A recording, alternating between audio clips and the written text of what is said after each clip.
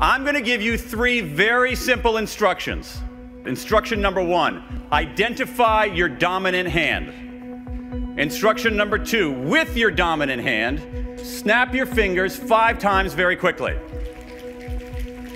Awesome. Instruction number 3, with the forefinger of your dominant hand, the pointer finger of your dominant hand, on your forehead, draw for me a capital E. Excellent. This is an experimental technique that social psychologists have used since the early 1980s to measure what's called perspective taking, the ability to get out of your own head and see things from someone else's point of view. Snap your fingers 5 times quickly. What's that instruction about? Nothing. It's just a distraction.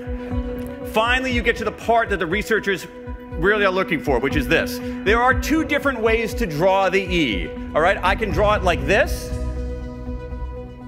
so you can see it, your perspective, or I can draw it like this, so I can see it, my perspective. Put people into an experimental setting, control for handedness, make them snap their fingers, ask them to draw an E. What do? Do they take their own perspective? Or do they take someone else's perspective? If you drew the E from your own perspective, it doesn't mean you're a bad person. Because what really matters here is context. In general, the more powerful people feel, the more their perspective-taking abilities degrade. All of you are about to become more powerful. Some of you will begin drawing the E differently than you drew it today. If you gradually lose the ability to see the world through another's eyes, all the experience and expertise you've accumulated will melt into a puddle of unrealized potential.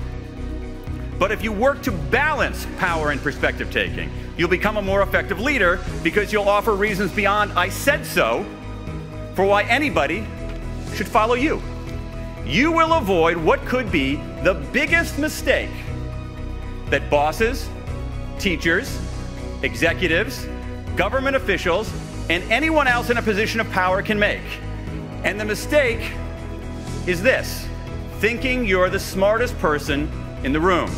If you think you're the smartest person in the room, you've just proved that you're not.